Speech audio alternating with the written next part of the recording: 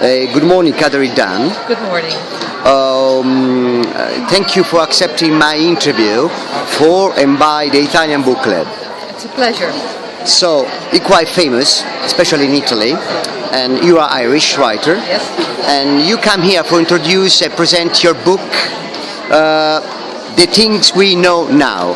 Yep, right. That's right. So, and I think it's a very amazing book, and I'm something to question you and point out some matters that I delight. Sure. And right.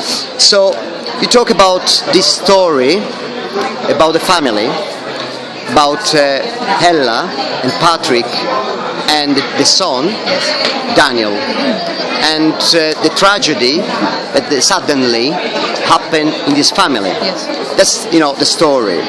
But what impressed me was what around the story and inside the story.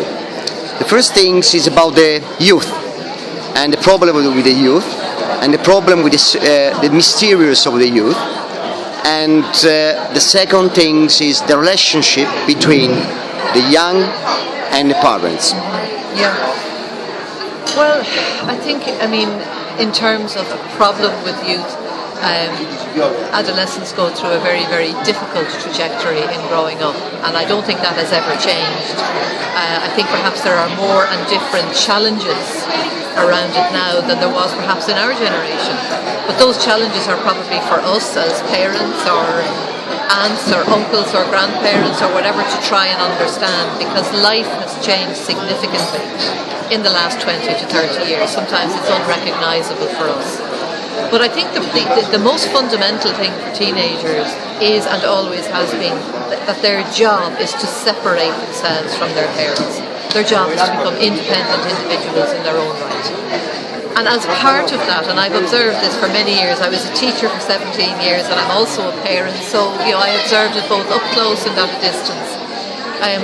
That it's almost part of a teenager's job to keep secrets. It is part of what they must do in order to forge a separate identity. Because when they're children, in many ways, they feel almost like extensions of ourselves. But as they grow older, their need is to become an individual in their own right. For parents, I think, and also for adolescents, the difficulty often is in finding where that borderland is. When does a secret become toxic? When does it become dangerous? When is the moment in which an adolescent shouldn't be keeping something secret? And they often can't know this because they don't have enough life experience. So I think for us as the adults, it's important to try and keep lines of communication open. And also maybe to inform ourselves a little bit about what their lives are like with their friends. For example, when I was teaching, I was a young teacher, I misunderstood for the first few years what people meant when they spoke about peer pressure. I understood that this was pressure exerted by other young people on everybody else to conform.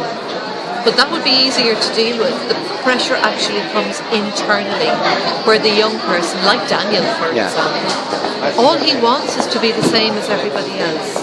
And to feel a sense of difference is excruciating, it's deeply painful. And it's one of the things which eventually he is unable to handle.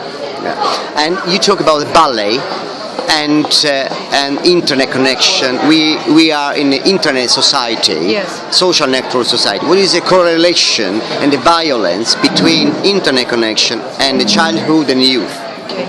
Well, I think that there are two things here. First of all, everything new always provokes an extreme response. This technological revolution is still very new. And as adults, our response to it is to fear it, I think, in many ways, particularly in terms of what it might do to children. If I tell you that after the Second World War, there was also an issue which made parents very, very fearful indeed. And it was called a danger to youth.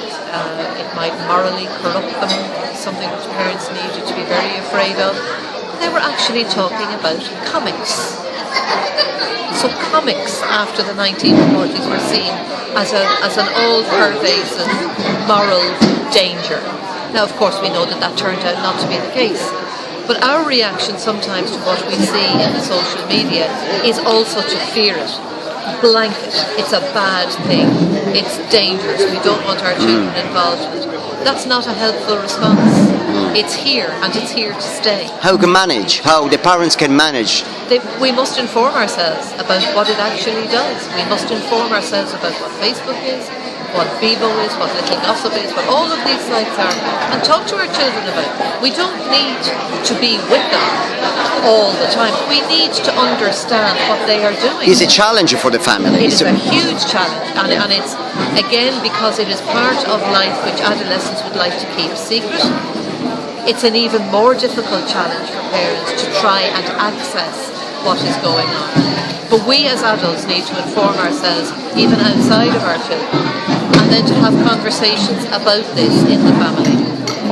And what I like in your books about the feelings and presentment and emotions that the mother had, like a subconscious knowledge for the tragedy that happened. Then they start to, there's feelings of guilty inside the family. And so what about, I like this, like a magician feelings, like a wizard, like the deep feeling. I like that you stress out this part of the mother. I think there is there's an ancient well inside all of us as parents, not just mothers, also I believe fathers, but I think the connection with mothers, because of the biological imperative, is probably a little bit deeper and a little bit more ancient. And there is that constant underlying fear that something is going to happen to our children. Always. It's part of being a parent. It's there all the time.